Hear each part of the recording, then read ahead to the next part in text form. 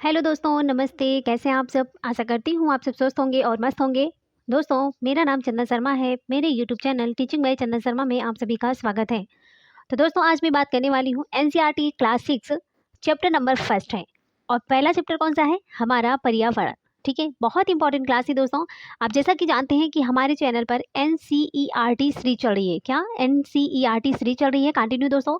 तो हमने क्लास 6 को फिनिश कर दिया है। अब क्लास 7 को हम आज से स्टार्ट करने वाले हैं। ठीक है, बहुत इंपॉर्टेंट क्लास है। तो आप लोग इस वीडियो में लास्ट तक बने रहिएगा। और जो भी पहली बार हमारे चैनल पर विजिट कर रहा है वो सबसे पहले चैनल को सब्सक्राइब कर लेगा और बेल आइकन को जरूर प्रेस कर लेंगे, जिससे नेक्स्ट नोटिफिकेशन उन तक जरूर पहुंचे।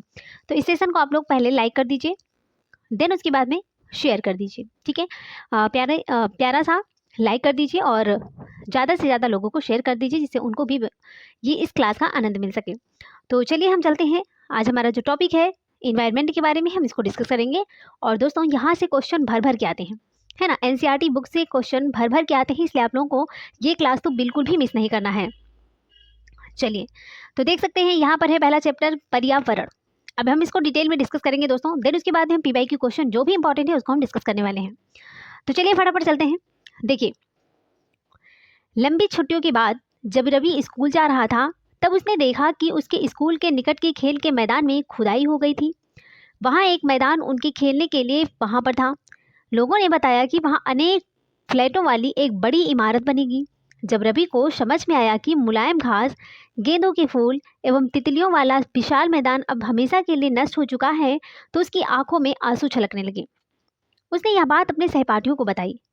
सुबह की सभा में प्रधानाचार्य ने भी बहुत ही उदासी से कहा, देखो कैसे हमारा पर्यावरण बदल रहा है। कक्षा में पहुंचकर रवि ने अपने शिक्षक से पूछा, पर्यावरण क्या है? जो कुछ भी आप अपने आसपास देखते हो, शिक्षक ने बताया, वही पर्यावरण है। ठीक है, चलिए। रवि कहने लगा, इसका अर्थ है स्कूल भवन, मेज, कक्षा में जो रखी कुर्सियां हैं, यहाँ तक कि खुला मैदान, सड़क, कूड़ा करकट, मेरे दोस्त, ये सभी हमारे पर्यावरण के अंग हैं। तो शिक्षक ने कहा, हाँ, लेकिन जरा रुको। कुछ वस्तुओं का निर्माण प्रकृति ने किया है, जैसे कि पर्वत हो गया, नदियाँ हो गई, पेड़ हैं, प्राणी हैं, जबकि अन्न का निर्माण मानव ने किया है, जैसे सड़क है, कार है, कपड़े हैं, किताब, ये सारी चीज़ें, इन सब चीज़ों का निर्माण तो मानव ने किया है। लेकिन जो निर्माण प्रकृति ने किया, जैसे पर्वत है, पठार है, नदियाँ हैं, प्राणी हैं, ये सब चीज़ें। चलिए आगे देखते हैं।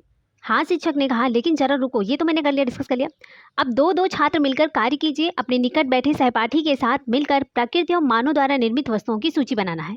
अब टीचर ने बच्चों को बहुत अच्छा सा कार्य दिया। उन्होंने कहा कि जो मानव निर्मित है और जो प्रकृति ने जो बनाया है, उसको आप लोग क्या है, एक चार्ट में दो दो लोग मिल करके आप उसको बना कर लाइए। रवि, परमजीत, जेस्सी और मुस्तफ़ा आज सभी एक सूची बनाने के लिए उत्सुक थे। इकबाल ने पूछा, हमारा पर्यावरण क्यों बदल रहा है? शिक्षक ने उत्तर दिया, ऐसा हमारी ज़रूरतों के कारण होता है, ये प्रतिदिन बढ़ती रहती है। अब चलिए, यहाँ से बहुत ज़्यादा इंपॉर्टेंट है दोस्तों, इसको भी हम फटाफट डिस्कस कर लेते हैं। यहाँ पर क्या लिखा हुआ है? यहाँ पर लिखा है कि पर्यावरण हमारे जीवन का मूल आधार है। आपसे कोई पूछे कि पर्यावरण क्या होता है, तो पर्यावरण हमारे जीवन का मूल आधार है। यहाँ हमें सांस लेने के लिए हवा है, पानी के लिए जल है, खाने के लिए भोजन एवं रहने के लिए भूमि प्रदान करता है। मानव इस प्राकृतिक पर्यावरण में कैसे परिवर्तित करता है? कार का जो धुआं है वायु को प्रदूषित करता है।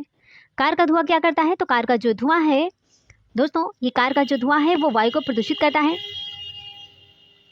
चलिए, मानव इस प्राकृतिक में कैसे परिवर्तित करता है? कार का जो धुआं है वायु को प्रदूषित करता है, पानी को पात्र में एकत्रित किया जाता है, भोजन को बर्तनों में परोसा जाता है और भूमि पर कारखानों का निर्माण होता है। मानव कार, मिल, कारखानों एवं बर्तनों का निर्माण करता है। इस प्रकार से मानव प्राकृतिक पर्यावरण में परिवर्तित करता है। तो उम्मीद में आ गया होगा दोस्तों कि पर्यावरण किसे कहते हैं, है ना। आपको समझ में आ गया होगा कि पर्यावरण किसे कहते हैं। प्रकृति ने हमें बहुत कुछ दिया है और कुछ मानव ने इसको निर्मित किया है, लेकिन हमें सबसे ज़्यादा प्रकृति से बहुत कुछ मिला है ना। हमारे चारों तरफ आसपास जितनी भी चीज़ें दिखाई देती हैं वो सारी चीज़ें पर्यावरण के अंतर्गत आती हैं। चलिए आगे देखते हैं दोस्तों। आप देख सकते हैं ये है पर्यावरण के घटक। क्या है? पर्यावरण के घटक।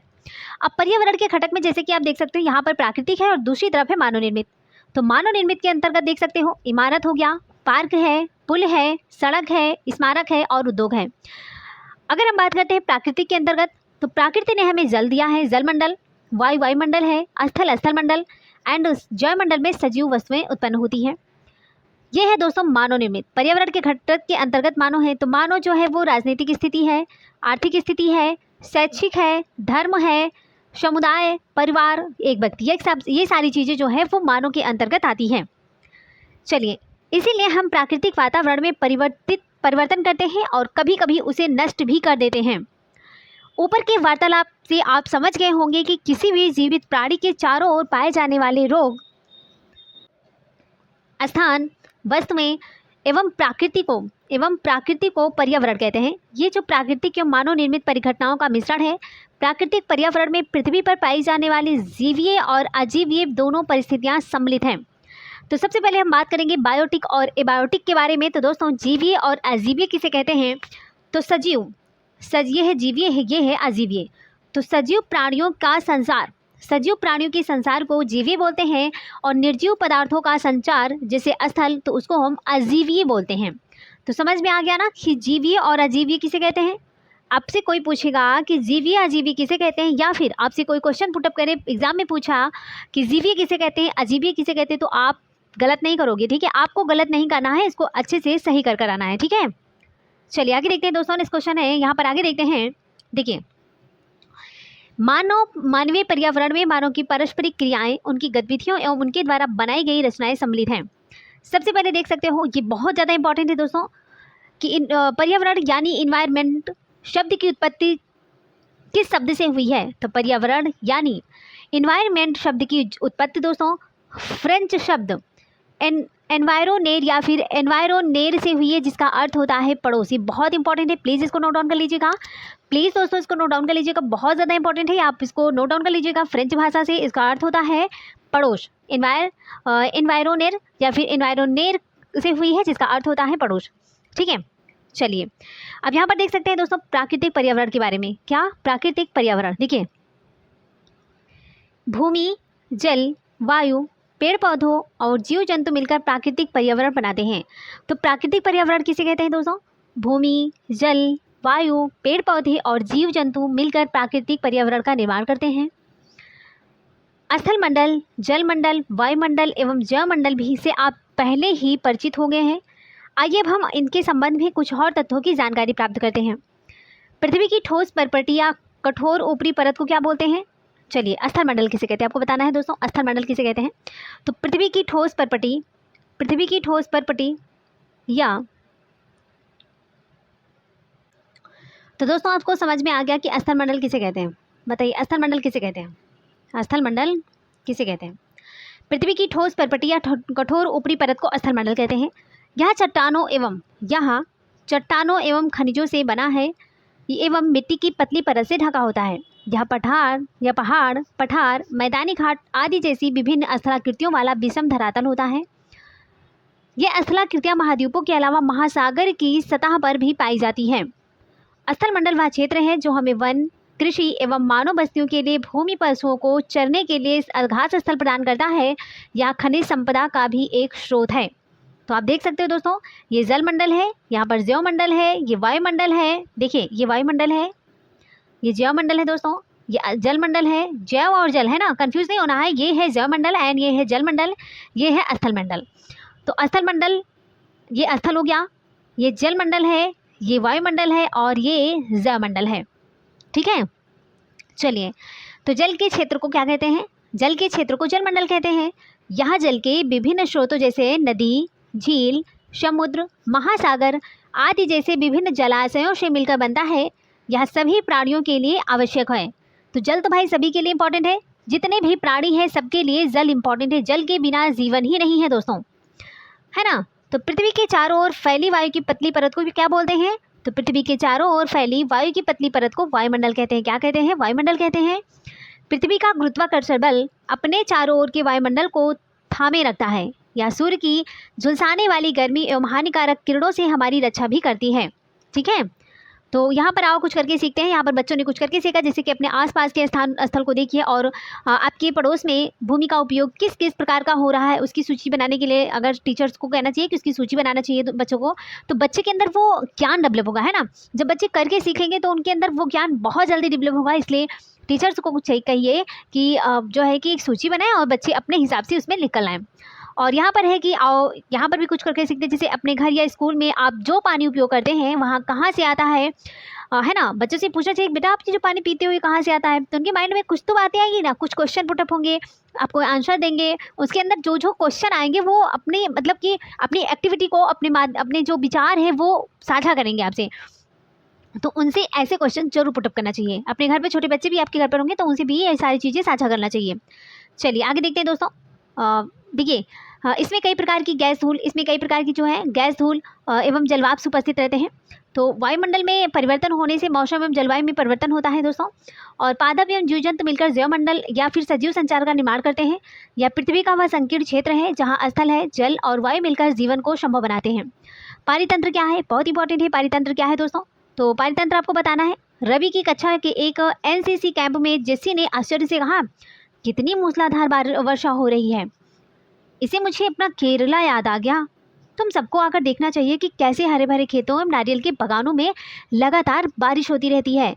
तभी जैसलमेर के रहने वाले हीरा ने आश्चर्य से कहा, हमारे यहाँ वर्षा होती ही नहीं है, हमें तो दूर दूर तक केवल कीकर और रेत ही नजर आती है, लेकिन वहाँ ऊँट भी तो मिलते हैं। रवि ने कहा, लेकिन वहाँ तो बारिश नहीं होती, लेकिन वहाँ ऊँट तो मिलते हैं। देखिए पारितंत्र क्या होता है दोस्तों, तो आप देख सकते हो पारितंत्र किसे कहते हैं।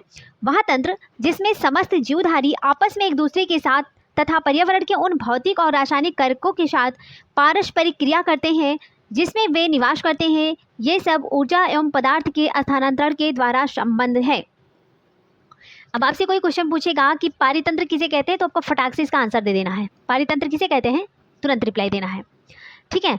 तो कहानी के बच्चों की तरह आप भी अपने पर्यावरण स्थान का चित्र और फोटो लगाइए। आप देख सकते हो ये सारी फोटो है ना। चलिए आगे देखते हैं दोस्तों। देखिए फटाफट हम जो दोस्तों डिस्कस करें, क्योंकि इसके बाद में हमें क्वेश्चन आंसर भी करना है ना। देखिए हीरा ने कहा, ऊँट तो मिलेंगे ही, जब तुम हमारे रेगिस्तान आओगे मैं तुम्हें सांप, छिपकली और अनेक कीट भी देखने को मिलेंगे। रवि हैरत में पड़ गया, विभिन्न स्थानों पर पाए जाने वाले जीव जंतु, वनस्पति एवं लोगों के रहन सहन के तरीके इतने भिन्न क्यों हैं? क्या सभी का एक दूसरे के साथ संबंध है? बिल्कुल बहुत संबंध है। शिक्षक ने कहा, बिल्कुल बहुत संबंध है। सभी पेड़ पौधे, जीव जंतु एवं मानव अपने आसपास के पर्यावरण पर आश्रित होते हैं। प्रायः ये एक दूसरे पर आश्रित भी हैं। जीवधारियों का आपसी एवं अपने आसपास के पर्यावरण के बीच का संबंध ही पारितंत्र का निर्माण करता है। अधिक वर्षा वाले वन, घास स्थान, रेगिस्तान, पर्वत, झील, नदी, महासागर एवं छोटे से ताल का भी एक पारितंत्र हो सकता है। क्या आपको लगता है कि जिस पार्क में रवि तथा उसके मित्र खेलते थे वह भी एक पारितंत्र बनाता था? चलिए अब हम देखते हैं मानवीय पर्यावरण के बारे में। देखिए दोस्तों, मानव अपने पर्यावरण के साथ क्या करता है, पारस्परिक क्रिया करता है और उससे अपनी आवश्यकता के अनुसार परिवर्तन भी करता है। प्रारंभिक मानव ने स्वयं को प्रकृति के अनुरूप बना लिया था। उनका जीवन सरल था एवं आसपास की प्रकृति भी उनकी आवश्यकताएं पूरी हो जाती थी। समय के साथ कई प्रकार की आवश्यकताएं बढ़ी। मानव ने पर्यावरण के उपयोग और उनमें परिवर्तन करने के कई तरीके भी सीख लिए। उसने फसल उगाना, पशु पालना एवं अस्थायी जीवन जीना सीख लिया। पहिए का आविष्कार हुआ, आवश्यकता से अधिक अन्न उपजाया गया, वस्तु विनिमय पद्धति का विकास हुआ, मानव आरंभ हुआ एवं वाणिज्य का विकास भी हुआ। औद्योगिक क्रांति से बड़े पैमाने पर उत्पादन प्रारंभ हो गया, परिवहन तेज गति से प्रारंभ हुआ, सूचना क्रांति से पूरे विश्व का में संचार सहज और द्रुत हो गया। क्या आप जानते हैं कि आप गर्मी में रसीला तरबूज एवं सर्दी से भुनी हुई मूंगफली खाना क्यों पसंद करते हैं? प्राकृतिक एवं मानवीय पर्यावरण के बीच सही संतुलन होना आवश्यक है। मानव को पर्यावरण के साथ समरसता में रहने वाले एवं उनका उपयोग सीखना चाहिए। रवि की कक्षा में मिजोरम की एक लड़की है नूरी, वह अक्सर अपने स्थान की हरियाली की बात करती रहती है। खेल का मैदान नष्ट होने के कारण रवि की उदासी देखकर नूरी ने उसे आने वाले छुट्टियों में अपने घर मिजोरम आने को कहा। रवि के शिक्षक ने सभी बच्चों से कहा कि छुट्टियों में वे जिन स्थानों पर जाएंगे वहाँ के भूदृश्य, घरों एवं लोगों के क्रियाकलापों का चित्र बनाकर लाएंगे। ठीक है, चलिए दोस्तों, सबसे इम्पोर्टेंट ये है कि विश्व पर्यावरण दिवस क्यों मनाया जाता है? तो 5 जून को विश्व पर्यावरण दिवस को मनाया जाता है। 5 जून को विश्व पर्यावरण दिवस मनाया जाता है। कोई भी एग्जाम नहीं है जिसमें क्वेश्चन पूछा नहीं जाता, बहुत इंपॉर्टेंट है। चलिए, तो सबसे पहले मैं बात करूंगी वस्तु विनिमय। यहाँ पर आपने देखा था ना, ये वस्तु विनिमय पद्धति क्या कहते हैं? तो यह वस्तुओं के अदला बदली का व्यापार है जिसमें धन का प्रयोग नहीं होता है। जिसमें धन का प्रयोग नहीं होता है, वस्तु का अदला बदली होती है, उसी को वस्तु विनिमय पद्धति भी बोलते हैं। ठीक है, चलिए, तो उम्मीद करती हूँ आपको इतना अच्छे से समझ आ गया होगा। अब दोस्तों यहाँ पर इन्वायरमेंट है ना, पर्यावरण से जो भी इंपॉर्टेंट टॉपिक था दोस्तों हमने उसको डिस्कस कर लिया पर्यावरण से। अब इसके बाद में जो भी इंपॉर्टेंट PYQ क्वेश्चन है उसको हम फटाफट डिस्कस कर लेते हैं ना। समय बहुत कम है दोस्तों, हम फटाफट इसको डिस्कस भी कर लेते हैं। चलिए, तो यहाँ पर देख सकते हैं हमारा पहला क्वेश्चन है। यहाँ पर हमारा दोस्तों पहला क्वेश्चन है ना, कि पर्यावरण से हमें क्या क्या मिलता है? बताइए, हवा, जल, भोजन, सभी बताइए। तो पर्यावरण से हमें दोस्तों क्या क्या मिलता है? तो पर्यावरण से हमें सब कुछ मिलता है, तो इसका राइट आंसर हो जाएगा उपरोक्त सभी। चलिए, नेक्स्ट क्वेश्चन देखते हैं। हमें सांस लेने के लिए हवा, पीने के लिए जल, खाने के लिए भोजन एवं रहने के लिए भूमि प्रदान कौन करता है? बताइए। पर्यावरण करता है, पारितंत्र करता है, वातावरण करता है, या फिर उपरोक्त सभी? तो हमें सांस लेने के लिए हवा, पानी पीने के लिए जल, खाने के लिए भोजन एवं रहने के लिए भूमि कौन प्रदान करता है? तो ये प्रदान करते हैं पर्यावरण, है ना। Option is the right answer हो जाएगा दोस्तों। चलिए आगे देखते हैं। वस्तु विनिमय पद्धति का क्या अर्थ होता है? बताइए। अदला बदली का व्यापार होता है, वस्तुओं का आयात होता है, वस्तुओं का निर्यात होता है, या फिर वस्तुओं का निर्माण? अभी हमने डिस्कस किया ना, अदला बदली के व्यापार को वस्तु विनिमय पद्धति कहते हैं। वस्तु विनिमय पद्धति का अर्थ होता है अदला बदली का व्यापार। Option is the right answer. Next question है कि निम्न में से कौन प्रकृति की देन नहीं है? नहीं पूछा गया है दोस्तों, बताइए। पर्वत होगा, बांध होगा, नदी है, या फिर प्राणी? देखिए दोस्तों, प्रकृति ने हमें पर्वत दिया है, नदियाँ दिया है, प्राणी दिया है, लेकिन बांध नहीं दिया है, तो option B is the right answer. Option B is the right answer हो जाएगा। चलिए आगे देखते हैं। नेक्स्ट क्वेश्चन है, निम्न में से मानव निर्मित संसाधन कौन कौन से हैं? घर होगा, कपड़ा होगा, किताब होगा, या फिर उपरोक्त सभी होगा? तो मानव निर्मित संसाधन कौन कौन से हैं? मानव निर्मित संसाधन की बात करते हैं दोस्तों, तो वो है उपरोक्त सभी। Option D is the right answer. Next question है कि पृथ्वी पर जीवन को संभव बनाने वाले कारक कौन से हैं? पृथ्वी पर जीवन को संभव बनाने वाले कारक कौन से हैं दोस्तों? स्थल है, जल है, वायु है, या सभी सामूहिक रूप से? तो पृथ्वी पर जीवन को संभव बनाने वाले कारक कौन से हैं दोस्तों? तो यहाँ पर इसका राइट आंसर हो जाएगा सभी सामूहिक रूप से हैं। चलिए आगे देखते हैं। वायुमंडल हमारे लिए किस प्रकार आवश्यक है? सांस लेने के लिए वायु प्रदान करता है, सूर्य की किरणें से हानिकारक प्रभाव से हमारी रक्षा करते हैं, पृथ्वी के तापमान को रहने योग्य बनाता है, या फिर उपरोक्त सभी सही है? वायुमंडल हमारे लिए किस प्रकार आवश्यक है? तो दोस्तों यहाँ पर राइट आंसर हो जाएगा उपरोक्त सभी। नेक्स्ट क्वेश्चन है कि पर्यावरण यानी इन्वायरमेंट शब्द की उत्पत्ति किस शब्द से हुई है? फ्रेंच शब्द इन्वायरोनेर से, लैटिन शब्द से, यूनानी शब्द, या फिर ग्रीक शब्द? पर्यावरण यानी इन्वायरमेंट शब्द की उत्पत्ति दोस्तों फ्रेंच शब्द इन्वायरोनेर से हुई है। हमने इसको डिस्कस किया दोस्तों। Option is the right answer. Very important है, सारे क्वेश्चन इंपॉर्टेंट है दोस्तों, एनसीईआरटी बुक से लिए गए हैं सारे क्वेश्चन। ठीक है, चलिए आगे देखते हैं। पर्यावरण के कितने घटक होते हैं? बताइए। 2 हैं, 3 हैं, 4 हैं, या फिर 5 हैं? तो पर्यावरण के कितने घटक होते हैं दोस्तों? पर्यावरण के 3 घटक होते हैं। कितने होते हैं? 3। Option C is the right answer. Next question है कि पर्यावरण के घटक कौन कौन से होते हैं? प्राकृतिक घटक होते हैं, मानव निर्मित घटक होते हैं, ए और बी दोनों सही है, या फिर इनमें से कोई नहीं? तो पर्यावरण के जो घटक होते हैं दोस्तों वो प्राकृतिक भी होते हैं और मानव निर्मित होते हैं, इसलिए option C is the right answer हो जाएगा। ए और बी दोनों हो जाएगा। चलिए आगे देखते हैं। बहुत इजी क्वेश्चन है, इसलिए मैं फटाफट इसका एक्सप्लेन भी नहीं कर रही हूँ, मैं फटाफट रिप्लाई दे रही हूँ। देखिए, पर्यावरण के प्राकृतिक घटक कौन से? आपने थ्योरी पढ़ लिया ना, तो इसका फटाफट तो आप लोग वैसे भी रिप्लाई दे दोगे, लेकिन मैंने सोचा कि नहीं, क्वेश्चन आंसर करवा देते हैं, क्योंकि इस हिसाब से पता चल जाएगा ना कि कैसे क्वेश्चन आते हैं, इस चैप्टर से कैसे क्वेश्चन आते हैं, इसलिए मैंने सोचा कि इसको हम फटाफट डिस्कस करवा देते हैं। बताइए कि पर्यावरण के प्राकृतिक घटक कौन कौन से हैं? बताइए। स्थल मंडल होगा, जल मंडल है, वायुमंडल है, या फिर सभी होगा? तो पर्यावरण के प्राकृतिक घटक की बात करते हैं तो यहाँ पर उपरोक्त सभी होगा। उपरोक्त सभी है भाई, जल मंडल भी है, स्थल मंडल भी है, और वायुमंडल भी है, एंड जय मंडल भी है ना। नेक्स्ट क्वेश्चन है कि पृथ्वी की कठोर ऊपरी परत ठोस परपटी क्या कहलाती है? प्राकृतिक पर्यावरण कहते हैं, मानव निर्मित पर्यावरण कहते हैं, स्थल मंडल कहते हैं, या फिर जय मंडल कहते हैं? तो पृथ्वी की कठोर ऊपरी परत ठोस परपटी क्या कहलाती है? उसको कहते हैं स्थल मंडल। ठोस जो परपटी होती है ना उसको स्थल मंडल बोलते हैं। Option C is the right answer. चलिए आगे देखते हैं। नेक्स्ट क्वेश्चन है, पर्यावरण के मानव निर्मित घटक कौन से हैं? इमारतें, सड़क होगी, इमारती स्मारक होगा, सड़क उद्योग होंगे, पार्क और पुल होंगे, या फिर सभी हैं? तो पर्यावरण के जो मानव निर्मित घटक हैं दोस्तों ये सारे होंगे, है ना। Option D is the right answer हो जाएगा। भाई इमारत भी है, स्मारक भी है, सड़क भी है, उद्योग भी है, पार्क भी है, पुल भी है ना। नेक्स्ट क्वेश्चन है कि एक संकीर्ण क्षेत्र जहाँ भूमि, जल और वायु परस्पर क्रिया करते हैं क्या कहते हैं। वातावरण है, जलमंडल है, जलमंडल है, स्थलमंडल है। तो एक संकीर्ण क्षेत्र जहाँ भूमि, जल एवं वायु परस्पर क्रिया करते हैं उसको क्या बोलते हैं, उसको कहते हैं जयमंडल। उसके क्या बोलते हैं, जयमंडल बोलते हैं। बहुत इंपॉर्टेंट क्वेश्चन है दोस्तों, ये बहुत इंपॉर्टेंट है। चलिए आगे देखते हैं। नेक्स्ट क्वेश्चन है वह तंत्र जिसमें समस्त जीवधारी आपस में एक दूसरे के साथ निवास करते हैं उसे क्या कहते हैं। पारितंत्र बोलते हैं, पर्यावरण बोलते हैं, वातावरण या फिर उपरोक्त सभी। तो वह तंत्र जिसमें समस्त जीवधारी आपस में एक दूसरे के साथ निवास करते हैं उसको क्या कहते हैं दोस्तों, तो उसको कहते हैं पारितंत्र। क्या बोलते हैं, पारितंत्र बोलते हैं। Option is the right answer. Next question है कि प्रकाश संश्लेषण द्वारा कौन ऑक्सीजन उत्पन्न करता है। तो कौन है जो ऑक्सीजन को उत्पन्न करता है बताइए। मनुष्य है, पशु है, हरे पादप है या इनमें से कोई नहीं।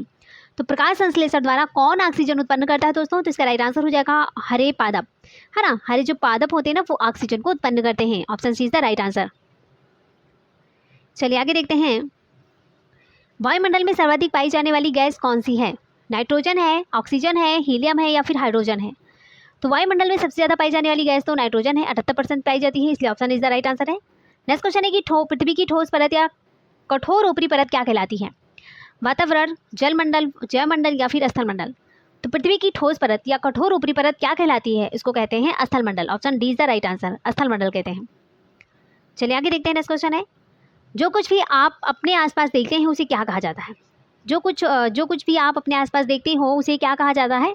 पर्यावरण कहते हैं, वातावरण कहते हैं, पारितंत्र कहते हैं या फिर इनमें से कोई नहीं। तो जो कुछ भी आप अपने आसपास देखते हो उसको क्या कहते हैं, उसको कहते हैं पर्यावरण। Option is the right answer. Next question है कि ग्रीन हाउस प्रभाव कौन सी गैस पैदा करती है। Sulphur dioxide, carbon dioxide, carbon monoxide या फिर इनमें से कोई नहीं। तो ग्रीन हाउस प्रभाव कौन सी गैस पैदा करती है दोस्तों, तो इसका राइट आंसर हो जाएगा carbon dioxide. Option B is the right answer, CO2। चलिए आगे देखते हैं। तो दोस्तों यहाँ पर हमारे क्वेश्चन समाप्त होते हैं। थैंक्स फॉर वाचिंग, दिल से बने रहने के लिए दोस्तों। यहाँ पर हमने दोस्तों थ्योरी क्लासेस की, देन उसके बाद में हमने 20 क्वेश्चन को भी डिस्कस किया। पहले तो मैंने थ्योरी क्लास किया, उसके बाद में 20 क्वेश्चन को डिस्कस किया। तो आप लोग इस क्लास को देख लीजिएगा दोस्तों और दूसरों तक शेयर जरूर कर दीजिएगा, ठीक है। और दोस्तों अगर आप हमारे चैनल पर पहली बार विजिट करें तो सबसे पहले चैनल को क्या करना है, सब्सक्राइब करना है और बेल आइकन को जरूर प्रेस करना है जिससे नेक्स्ट नोटिफिकेशन आप तक जरूर पहुंचे। दोस्तों ये सेशन आपको कैसा लगा प्लीज़ इसको लाइक कर दीजिएगा और शेयर जरूर कर दीजिएगा, ठीक है।